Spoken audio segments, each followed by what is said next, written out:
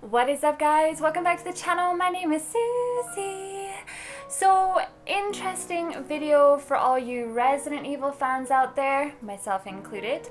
Capcom have released an interview, and some of the information that is actually in this interview, it is really interesting. Now, a lot of us in regards to Resident Evil 7, we're a little bit mixed on how we feel, and there's been a lot of unanswered questions. And no, I'm not just talking about the dummy finger and the axe. So I'm going to link this article below. You guys can read it for yourself. It's not too long, but it is really interesting. So obviously the interview starts off with them discussing how happy they are that finally they have told the world about Resident Evil 7. They have explained why it is called Resident Evil 7 Biohazard, because obviously over here we just call it Resident Evil. In Japan they've always called it Biohazard, so what they're trying to do now is they're trying to put them both together, just have the one super series, I guess, and it kind of makes sense. So let's get on to the juicy gossip. Right, so what they say is that the demo itself is not a slice of the game. However, what they are trying to do is set the tone. So what they're saying, I think anyway, is that it's like a prequel to the game. What I honestly believe is that when we're being grabbed by the guy and he's like, "Welcome to the family, son," I honestly believe that that is the start of the game, but obviously the demo will not be in the game. So basically they're trying to get us to have a feel of what Resident Evil 7 is, and personally I really like it. As a lot of you know, I've played so much of the demo on my channel. I think I've done like 5 live streams, and I've put in like about 15 hours into that demo for that silly dummy finger. I gotta figure it out. So what they're going for ultimately is the ultimate horror experience. Now we're talking that we're coming from a generation of things like Outlast, Silent Hill PT.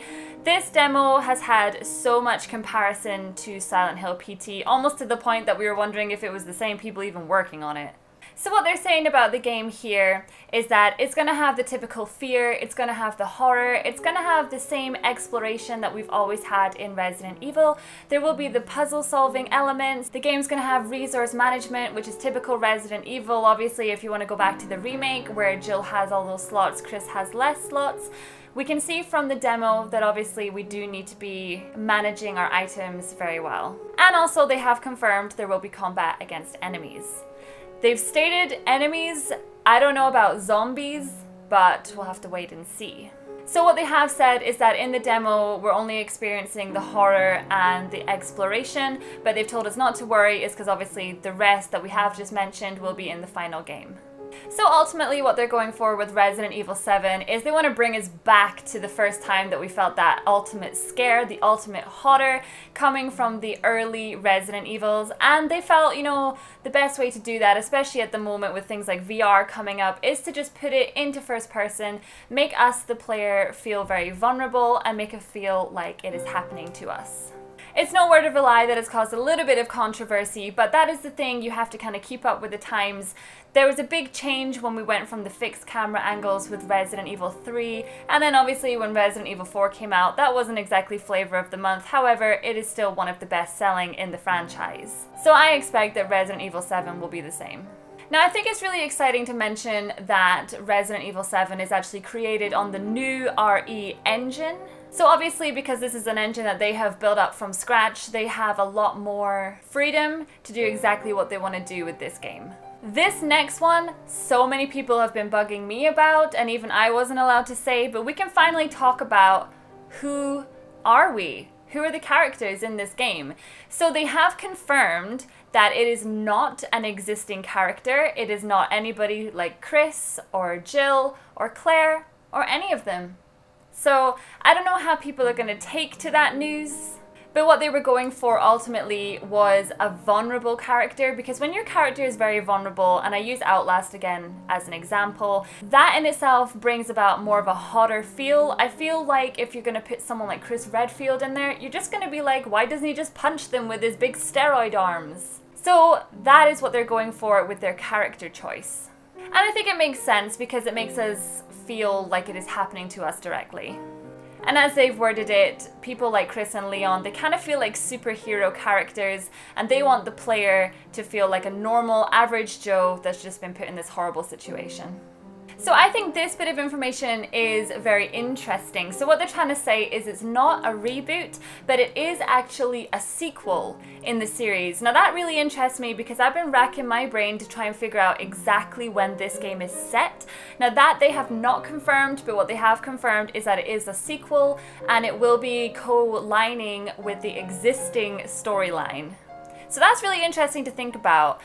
My little theory on that is I kind of feel like it may not be a sequel to Resi 6, but it could be a sequel to Remake, and I don't know, I'm just getting this like Lisa Trevor feeling. I don't know, I'm interested to see what you guys think about that.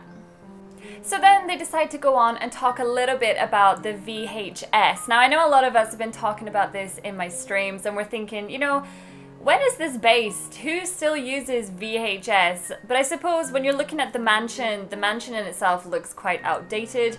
So I think that kind of fits into the theme of the horror itself. If they had things like GoPros on the wall, I don't know, I'd be a little bit skeptical, I guess. But oddly enough, they're also talking about having audio cassettes around the mansion as well. So I got a funny feeling that we're going to be dipping in and out of all these audio cassettes for clues, and there's going to be a lot more VHSs in the main game as well. So if we get to play in each of these VHSs, I'm very curious to see how that's going to pan out, and also curious to see how that will make the story progress. That also means there's probably going to be a lot of secrets in Resident Evil 7.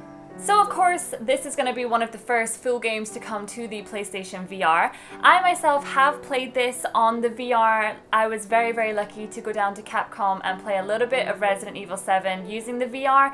It is so immersive. It is absolutely terrifying. Now when I do my playthrough on the channel, I probably won't be using the VR, at least not for the full playthrough. I think I will have a heart attack and die. But all I can say, guys, is that you're in for one heck of a scary, scary ride if you decide to play this game with the VR. So basically they start talking about how they feel that with games like Resident Evil 6, obviously that was very open, there was a lot going on, especially with the city bits towards the end of Leon's campaign. They felt like that was a little bit too much and maybe that kind of ruined the horror experience. So with this game, they want to kind of make you feel a little bit more enclosed, stick you in a mansion, you're on your own, you don't know what to do, you don't really have the best survival skills, and you're dealing with some sort of supernatural craziness as well. Now, of course, we have seen many mansions in our time of Resident Evil. So this game will be no different, except obviously it's going to be from the first person point of view. But I'm really excited to see the mansion for Resident Evil 7 and just to feel the atmosphere as well, because that's one thing that has been lacking from the past Resident Evil games. One thing they do say, however, and I will quote this, the game isn't set in a series of corridors in and around this opening area, but they cannot go into too much detail. So again, are we going to get out of the mansion house, or is it just a massive mansion house? I'm really, really excited to get my hands on this game and just to find out what is going on. I feel like there's just so many secrets and I just want to know. I want to know so bad. And then they kind of go on to reassure some of the other fans that obviously they haven't just turned it into a ghost story. It is going to be like the original Resident Evils, but obviously with just a little bit of a twist. And the last few things to mention is there is no quick times, which I find kind of funny because I know Resident Evil 6 had a lot of quick times and they did get a little bit tedious towards the end. So they have confirmed that there is no quick times in this game. And other than that, they're going ahead and saying that the pre-order gives you access to the hardest difficulty, and it also gives you a cheeky little survival pack. So let me know what you guys think about this update on Resident Evil 7. I am super hyped for this game. Still a little bit to wait before the game comes out, but we will have it very, very soon. Let me know what you think in the comment section below, guys, and I will see you all in the next video. Bye!